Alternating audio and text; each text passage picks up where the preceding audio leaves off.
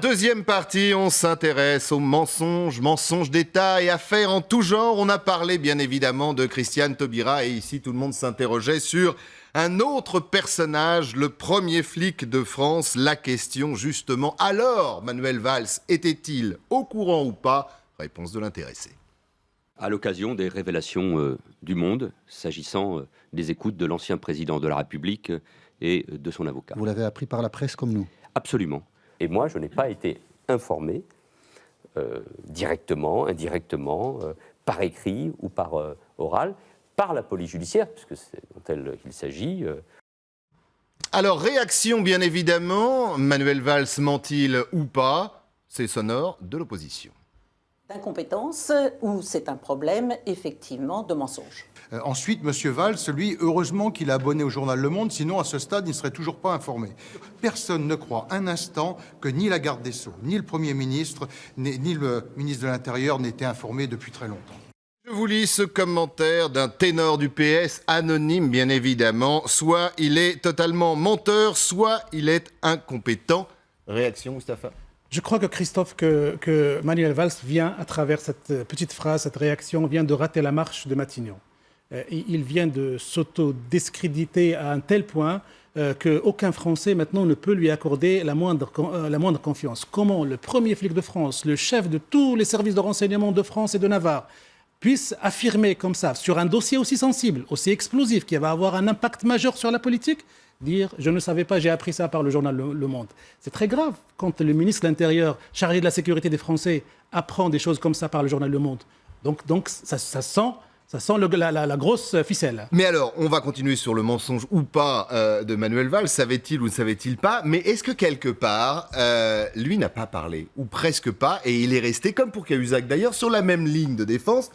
Je ne savais pas. Ouais. Est-ce que c'est pas la bonne stratégie en France, puisque vous avez la pauvre Christiane Taubira qui s'est fait étriller en changeant 4 fois de version? Moi, j'ai une petite explication, juste 2 secondes pour terminer ma réflexion. Une petite explication, c'est que à l'intérieur de ce casting gouvernemental, depuis un certain temps, les personnalités se bousculent, se posent des pots de banane. On l'a vu sur le sujet de l'intégration entre Ayrault et Valls. Et ce sujet-là a été perçu, a été considéré comme un terrain de compétition entre des égaux pour aller vers Matignon. Et c'est ça qui explique un petit peu, à mon sens, ce dysfonctionnement verbal et politique. Parce qu'il y a une compétition entre des personnalités. Philippe, ce n'était pas la bonne stratégie. Ce qu'il aurait fallu qu'ils disent, moi je ne peux pas croire un instant qu'il n'était pas au courant, étant quand même ministre de l'Intérieur, donc premier flic de France. Je pense qu'il était au courant, mais je pense qu'il ne savait pas. En Angleterre, vous avez les mêmes, vous, qui ne sont au courant de rien?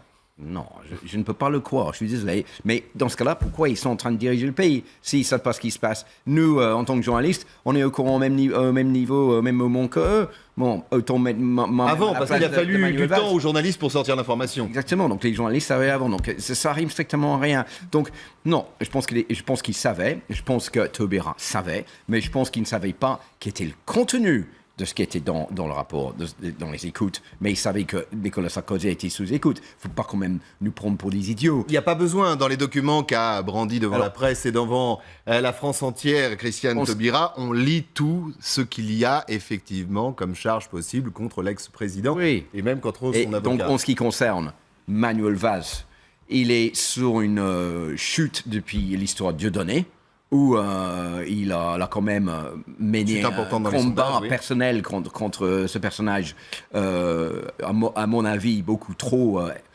intense par rapport à ce que ça aurait dû l'être, parce qu'il y a quand même beaucoup d'autres problèmes en France dont il est responsable. Avec un engagement personnel de sa part. Et donc, surtout, les jeunes n'ont pas compris pourquoi elle était acharnée contre Dieudonné. Ça aussi, les répétitions de je n'étais pas au courant, je ne savais pas, c'est pas à moi de savoir, ça ne peut pas renforcer sa position. Et donc, il est vrai qu'en tant que Premier ministre, est-ce qu'on a envie de faire confiance à quelqu'un qui est au courant de moins de choses que nous, les journalistes? Peut-être que ça réjouit certains au PS de ne pas voir Manuel Valls, à commencer par François Hollande, comme Premier ministre. Éric, votre analyse sur le cas du ministre de l'Intérieur? Je pense qu'il a eu beaucoup de chance parce que Christiane Taubira a pour le coup pris beaucoup plus la lumière. Et donc, elle a pris lourd cette semaine, et du coup, il s'en est relativement protégé. Avec une stratégie, c'est d'apparaître le moins possible dans cette affaire. C'est un risque, c'est celui, effectivement, de passer soit pour l'incompétent, soit pour celui qui ment, mais enfin, il ment par omission. Et il s'est dit, peut-être que je m'en sortirais mieux. Il a sans doute très vite compris que cette affaire-là était compliquée à 15 jours des élections et que ça allait devenir un scandale politique, enfin, que c'était un scandale politique possible. Il a joué la stratégie de l'enterrement.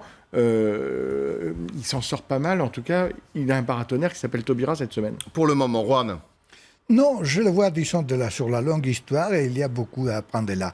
C'est-à-dire, pendant des mois et des mois, on croyait que Valls était un personnage diabolique, comme Sarko, capable de tout maguinancer. Ça a été sa stratégie de défense, c'est sa stratégie de défense. Et on découvre un petit Tintin qui tombe après avoir mis son pied sur une banane d'une trivialité affolante. Alors, sur la longue histoire, on met en évidence que le système politique français, avec une sagesse extraordinaire, permet de connaître les personnalités dans les détails. Et un personnage se forme au bout des décennies, les cas Mitterrand, même Hollande, et on voit bien que les ambitions de Manuel Valls sont encore très lointaines et qu'il y a beaucoup d'efforts à faire pour travailler son personnage et même pour apprendre les métiers des ministres de l'Intérieur. Tu savez, Christophe, que le moral de cette histoire, c'est dites la vérité, vous allez vous épargner bien des ennuis. Alors moi, ce qui m'intéresse maintenant, c'est que l'on se penche après le cas Taubira, le cas du président de la République, celui de son Premier ministre et celui du ministre de l'Intérieur, sur les ripostes à gauche. Elles ont mis du temps à venir, il a failli pratiquement attendre la fin de la semaine. Elles sont venues, elles sont sévères.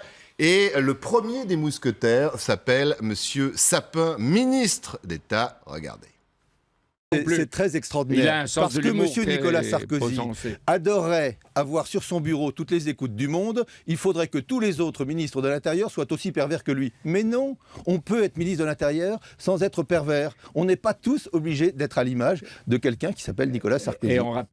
Un animal politique, Monsieur Sapin, et un ennemi, Nicolas Sarkozy, l'homme pervers. Oui, mais malgré tous les efforts, moi j'ai écouté cette interview, je l'ai vu même en vidéo de Michel Sapin, malgré tous ces efforts, l'impression est solidement installée qu'il est en train de conduire un camion de pompiers pour éteindre le feu qui est déjà éteint, il n'y a que de la braise, il n'y a que de la fumée, la maison est déjà en feu.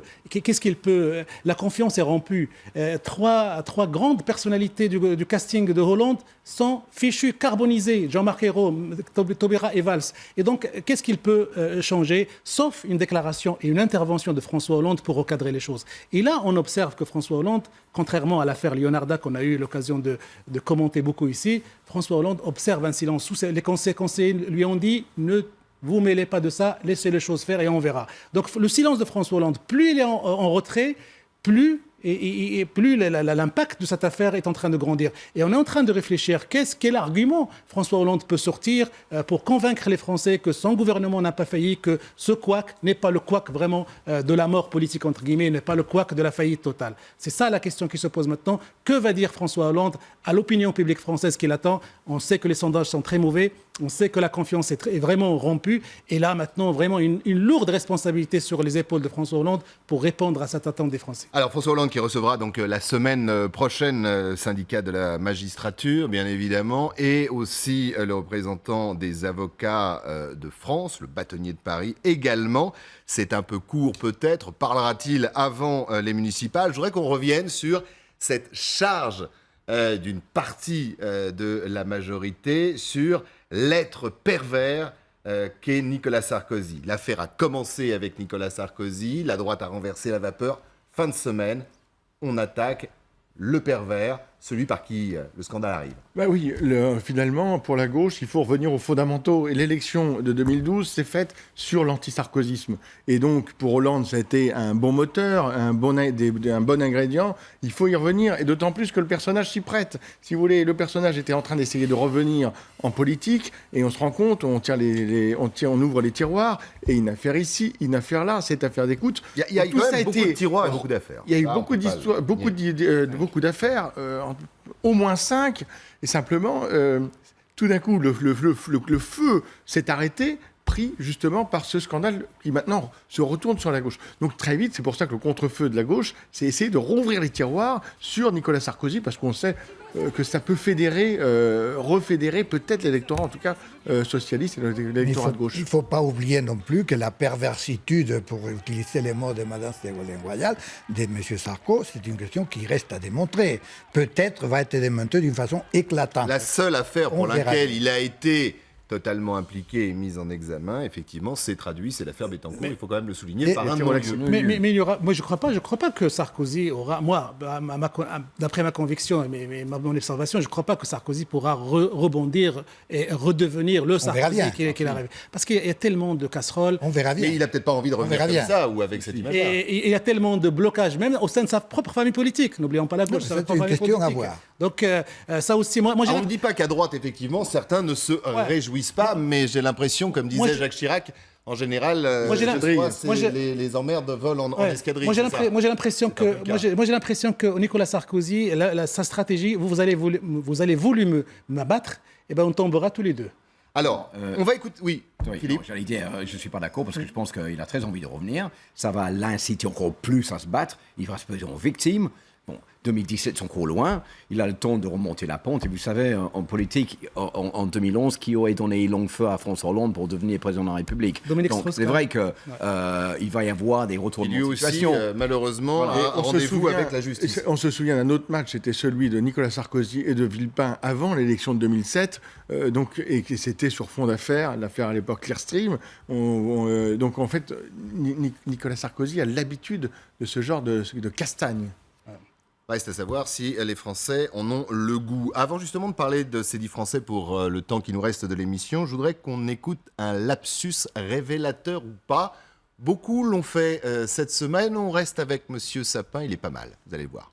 Au début, il y a des enquêtes contre Nicolas Sarkozy. À la fin, il y a des enquêtes contre Nicolas Sarkozy. Et on va s'occuper des enquêtes de Nicolas Sarkozy. Enfin, les juges vont continuer à s'occuper des enquêtes de Nicolas Sarkozy. Vous voulez que je résume ?